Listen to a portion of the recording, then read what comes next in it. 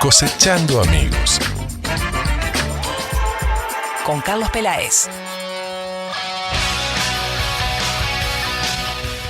Ya con Daniel Martínez en los controles desde hace algunos minutos, que no lo había saludado, perdón, que disculpe, señor intendente. Ya con Daniel en los controles le damos las buenas tardes una vez más a Carlos Peláez. Ya, nos vivimos saludándonos nosotros, ¿eh? Sí, yo te saludo. ¿Cuántas veces nos saludamos? Gente educada, digamos. Yo te llamo para saludarte solamente. Bien, muchas gracias, un gusto. Bien, un placer, ¿eh? Bien, mira, en general tengo sobradas razones para creer que la mayoría de los funcionarios y a un importante sector de nuestra sociedad le importa muy poco que se lave dinero en nuestro país. Hay un acostumbramiento al dejar hacer y a no preguntar si alguien se favorece de la forma que sea, ilegal o ilegalmente.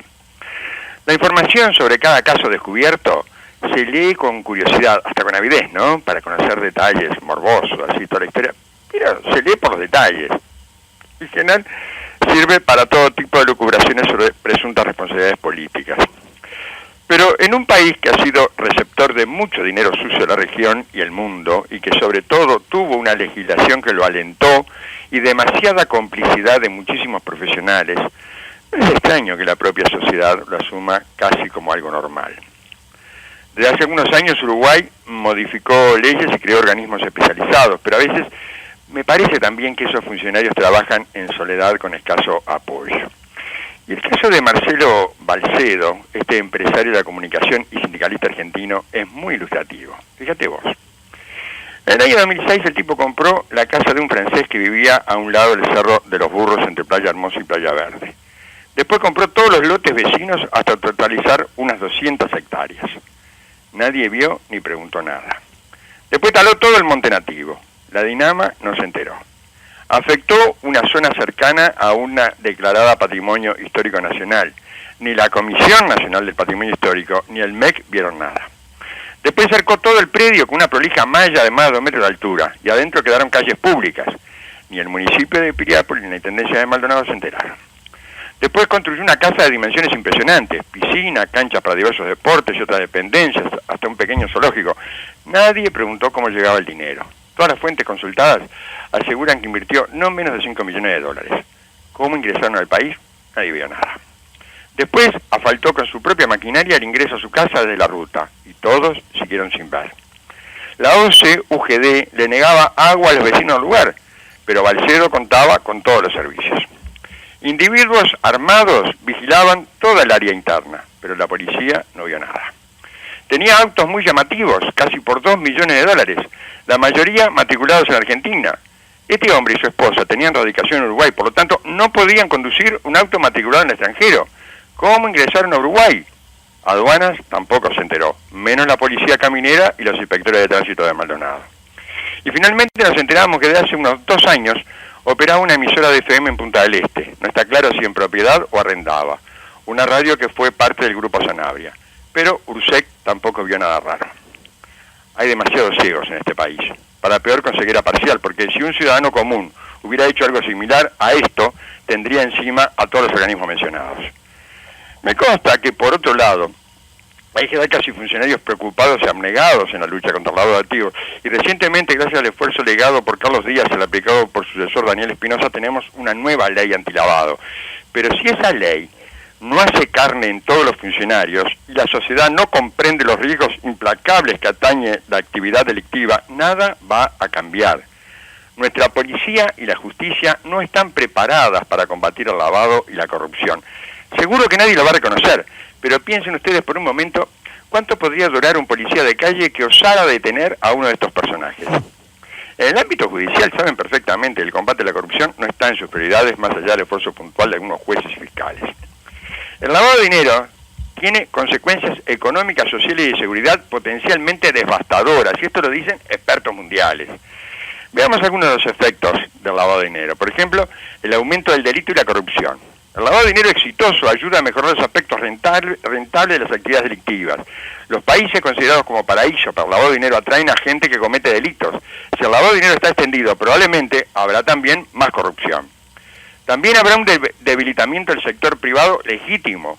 Uno de los efectos microeconómicos más serios del lavado recae sobre el sector privado. Se sabe que los lavadores de dinero utilizan compañías de fachada o negocios que aparentan ser legítimos y realizan actividades legítimas, pero que en realidad están controlados por delincuentes que mezclan los fondos provenientes de actividades ilícitas con fondos legítimos para esconder el dinero ilícito. Hay un debilitamiento de las instituciones financieras. El lavado de dinero y la financiación del terrorismo pueden perjudicar la estabilidad del sector financiero de un país. De hecho, la actividad criminal ha sido relacionada con varios fracasos bancarios en todo el mundo. Los riesgos del lavado de dinero para las instituciones financieras se describen generalmente como de reputación, operación jurídica y de concentración de crédito. Pérdida de control o errores en las decisiones relacionadas con la política económica. Fíjate vos, ¿no? Debido a las grandes sumas de dinero involucradas en el proceso de lavado de dinero, en algunos países de mercados emergentes, estos fondos ilícitos pueden rebajar los presupuestos gubernamentales, resultando en una pérdida de control de la política económica por parte de los gobiernos o en errores de política debido a errores en la medición de estadísticas macroeconómicas resultantes del lavado de dinero.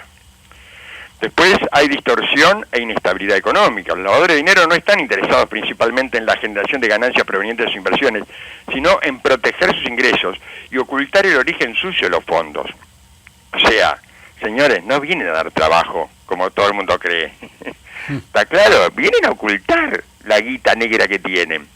De esta manera, ellos invierten el dinero en actividades que no son necesariamente beneficiosas económicamente en el país donde los fondos están ubicados.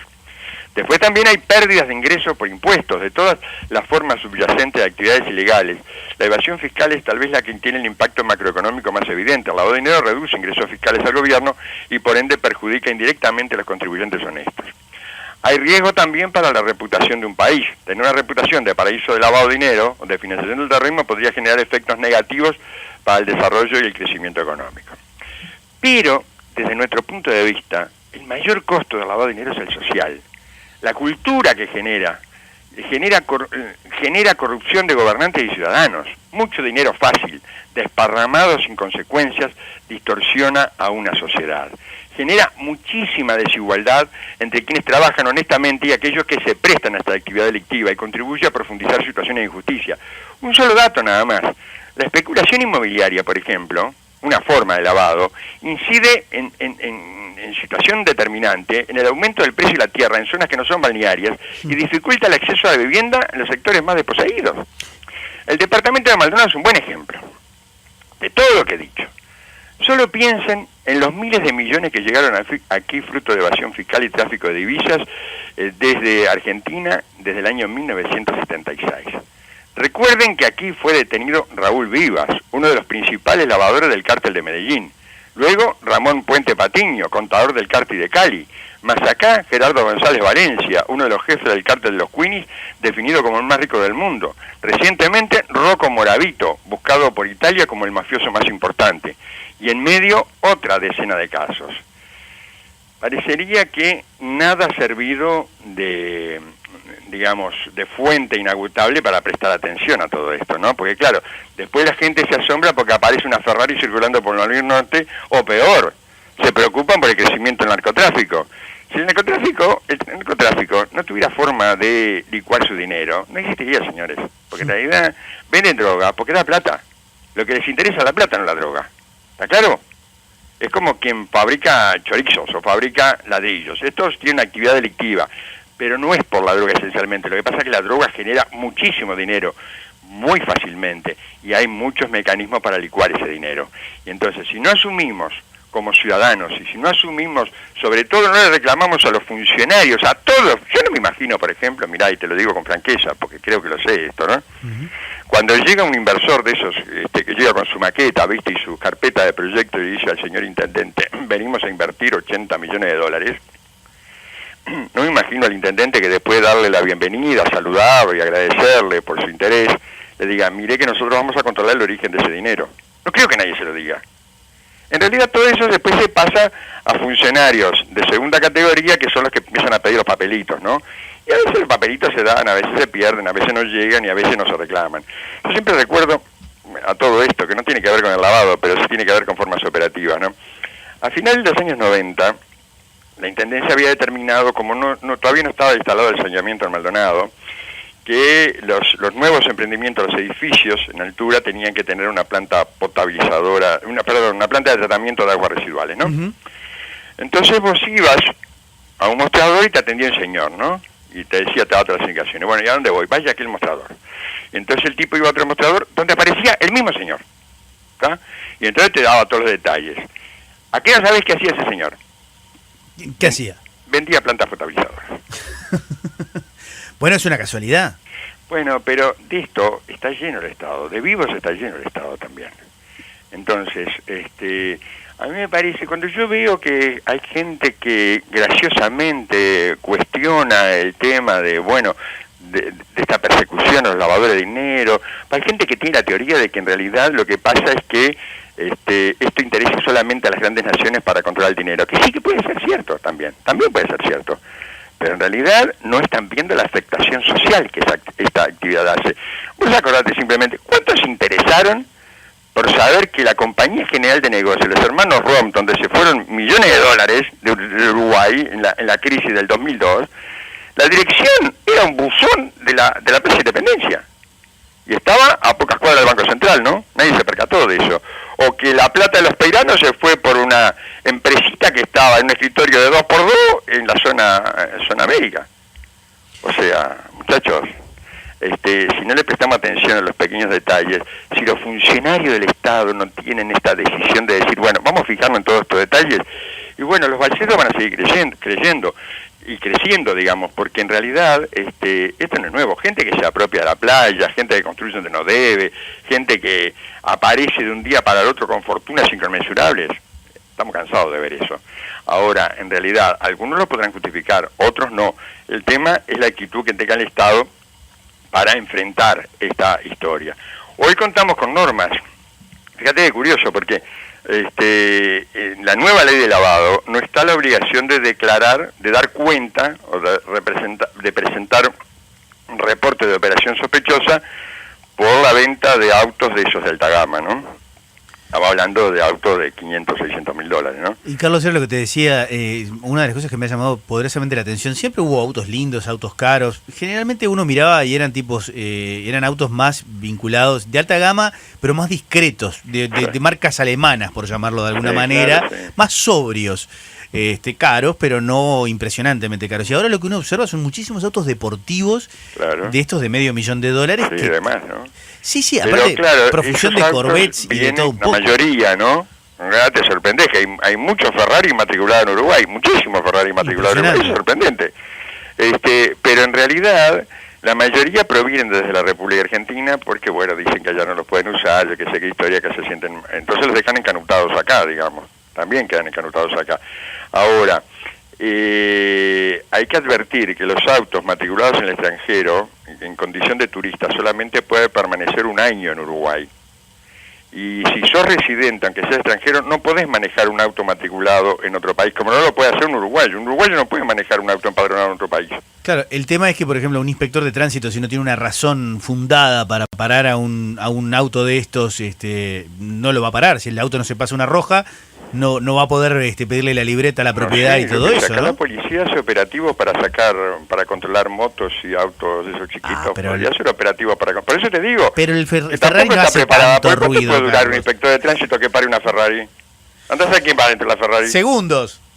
Y bueno, ese es el tema. El Estado tampoco defiende a sus funcionarios, ese es el otro problema, ¿no?